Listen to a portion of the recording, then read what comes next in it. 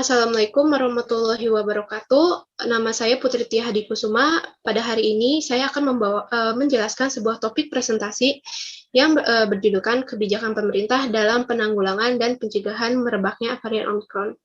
Sebelum lebih detail dalam membahas kebijakannya, singgung terlebih dahulu tentang sejarahnya varian virus Omicron ini.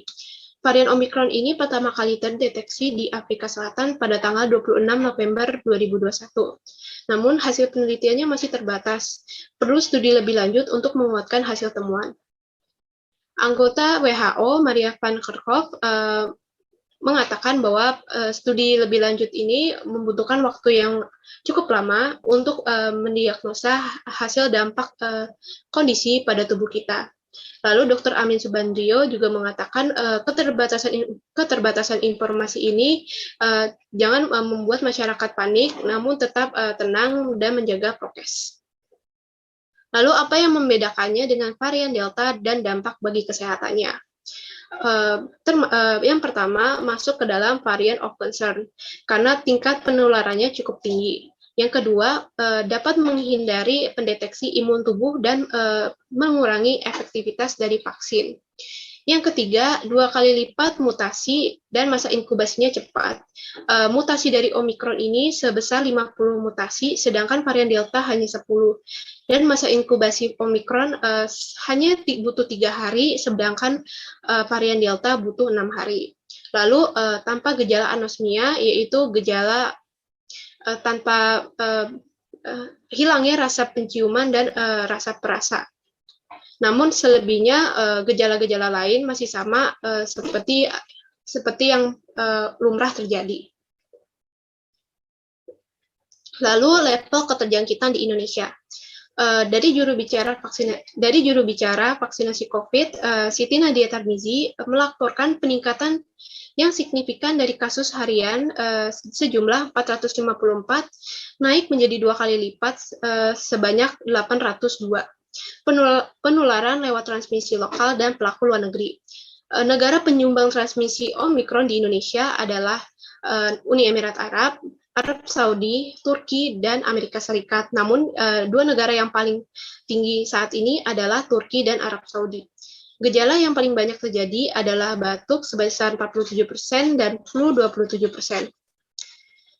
Dari hasil kasus harian menempatkan Indonesia pada peringkat ke-6.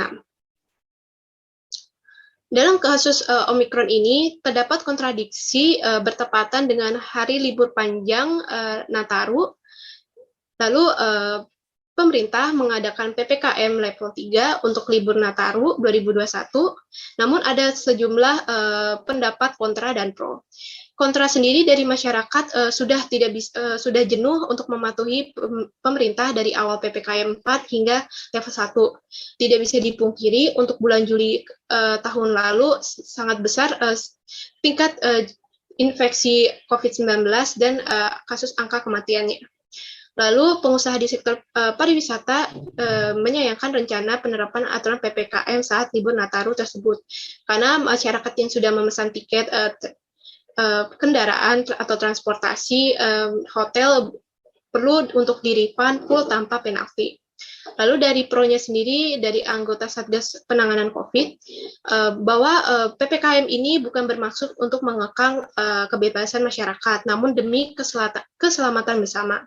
Tujuannya agar penularan COVID ini bisa diredam dan potensi libur Nataru karena potensi libur Nataru dapat meningkatkan mobilitas masyarakat yang pasif.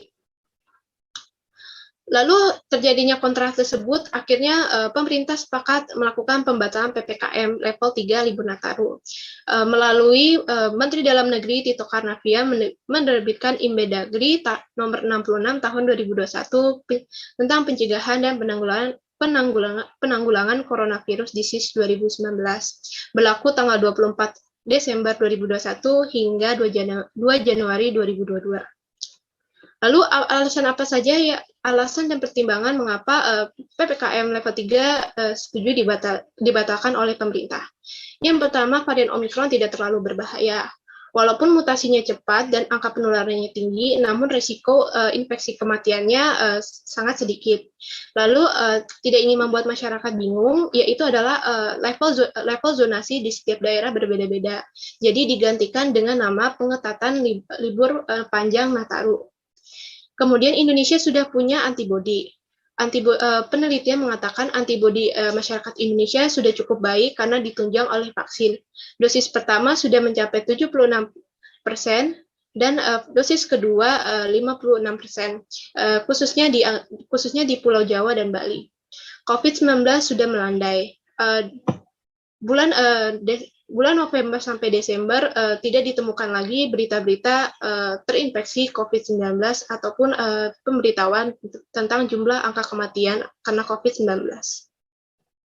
Lalu ini adalah kebijakan instruksi Menteri Dalam Negeri atau Imendagri yang baru saja disebutkan bahwa kebijakannya adalah pengetatan arus pelaku perjalanan masuk dari luar negeri, pengetatan dan pengawasan protokol kesehatan di tempat-tempat berpotensi terjadinya kerumunan, yaitu menutup alun-alun dari tanggal 31 Desember hingga 2 Januari 2022.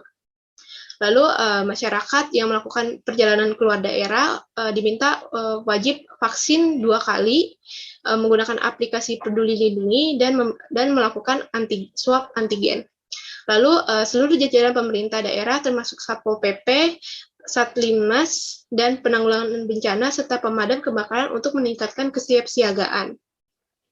Lalu ada kasus terjadi saat masa varian Omikron ini, yaitu kaburnya pasien Omikron usai tes pembanding yang terjadi pada WNI asal Indonesia yang pulang dari Inggris.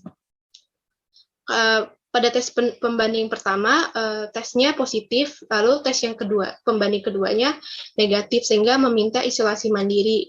Namun selang 5 hari kemudian, hasil tesnya kembali positif, lalu di tes lagi ternyata negatif. Dari kejadian tersebut, perlu peraturan baru untuk tes pembanding dilakukan sebanyak 3 kali, agar supaya tesnya benar-benar meyakinkan jika hasil pertama positif dan yang kedua negatif.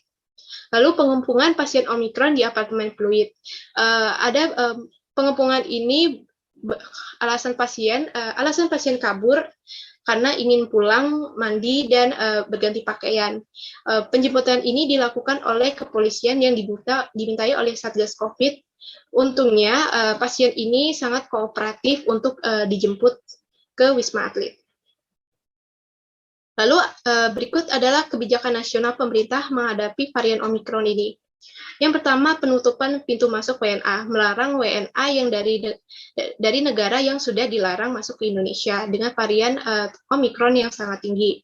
14 negara ini termasuk negara-negara dari benua Afrika dan Hong Kong. Lalu penambahan durasi karantina bagi WNI dan WNA dari negara yang tidak dilarang masuk, hanya wajib karantina 7 hari 2 kali 24 jam. Sementara WNI dan WNA yang berasal dari negara dilarang masuk wajib karantina selama 14 hari. Lalu meningkatkan deteksi virus, yaitu dengan tindakan genomic sequencing, yaitu melakukan pelacakan riwayat perjalanan melalui pintu masuk darat, laut, dan udara. Dari kesimpulan yang didapatkan dari presentasi ini bahwa Indonesia ini masih kecolongan dan masih ada sejumlah pelaku yang terutama pasien yang tidak menaati peraturan untuk karantina. Walaupun dengan alasan yang logis, tetap harus standby untuk memastikan dia aman dari virus Omikron ini. Jangan panik, patuhi protokol 5M dan perkuat imun tubuh dengan vaksin yang tersedia. Walaupun Omikron ini mengurangi dampak efektivitas vaksin, tapi vaksin tetap membantu sebesar 25%. Vaksin dapat membantu 80% vaksin. Maksud saya 80% vaksin dapat membantu memperkuat imun dan jika jangka waktu vaksinnya pendek, dibutuhkan booster yang sesuai dengan tubuh. Sekian dari presentasi saya. Terima kasih. Wassalamualaikum warahmatullahi wabarakatuh.